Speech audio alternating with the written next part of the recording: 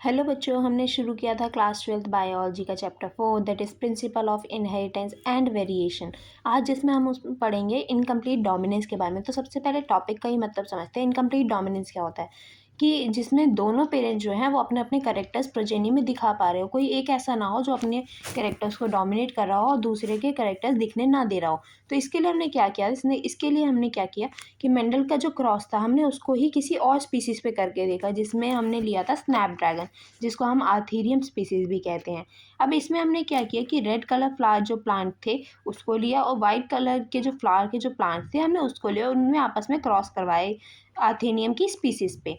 तो अब इसमें क्या हुआ, सबसे पहले जब क्रॉस पॉलिनेशन हुआ और F1 जनरेशन आई तो उसमें आया कि पिंक कलर के फ्लावर्स आए, ना तो वो रेड थे ना वो वाइट थे। वो उसका जो हमारा जीनोटाइप आया वो था कैपिटल आर स्मॉल आर। अब इससे क्या हुआ, जब F2 प्रोजेनी आई तो उसमें क्या हुआ, 1 जो रेशो था वो आया कैपिटल आर का जो कि रेड कलर के फ्लावर्स थे। फिर 2 रेशो आया कैपिटल आर स्मॉल आर का जो पिंक कलर के फ्लावर्स थे। वहीं 1 रेशो आया स्मॉल आर का जिसमें वाइट कलर के फ्लावर्स थे। तो इससे हमें क्या पता लग रहा है, कोई भी किसी पे डोमिनेट नहीं कर पा रहा है, सब अपने अलग अलग कैरेक्टर्स को दिखा पा रहे हैं।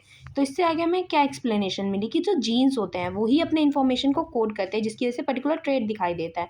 तो जो डिप्लॉयड ऑर्गेनिज्म होते हैं उसमें क्या होता है, जीन जो है वो कॉपी फॉर्म में होता है, यानी कि एलील के पेयर के फॉर्म में पाया जाता है। अब ये जो पेयर है इसमें क्या हो सकता है, होमोजाइगस भी हो सकता है तो वो एक नॉर्मल फंक्शनिंग करेगा, लेकिन अगर वो हेट्रोजाइगस है तो उसकी फंक्शनिंग में चेंजेस आ सकता है, यानी कि वो मॉडिफाई होने के बाद कुछ और भी बना सकता है। तो इसके लिए हमने एग्जाम्पल पढ़ा कि कोई एक जीन है वो किसी अगर एंजाइम के लिए कोड कर रहा है और उसके अंदर मॉडिफिकेशन आ गई तो क्या होगा, या तो वो नॉर्मली एंजाइम को प्रोड्यूस करेगा, मॉडिफिकेशन आने के बाद भी जो एंजाइम पर्टिकुलर ट्रांसफॉर्मेशन में रिक्वायर्ड थी सब्सटेंस एस की, या फिर ऐसा करेगा कि वो नॉन फंक्शनल एंजाइम बनाने लग जाएगा, या फिर ये होगा कि वो फंक्शन एंजाइम ही नहीं बनाएगा।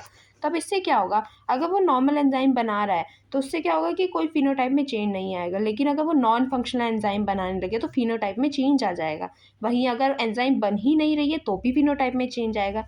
जिससे हमें क्या पता लग रहा है कि अगर इनकम्प्लीट डोमिनेंस है, यानी कि दोनों अपने अपने कैरेक्टर्स दिखा पा रहे हैं, तो इससे क्या होता है कि हमारे जो कैरेक्टर्स की जो ट्रेड्स है उसमें दिक्कत आने लग जाती है।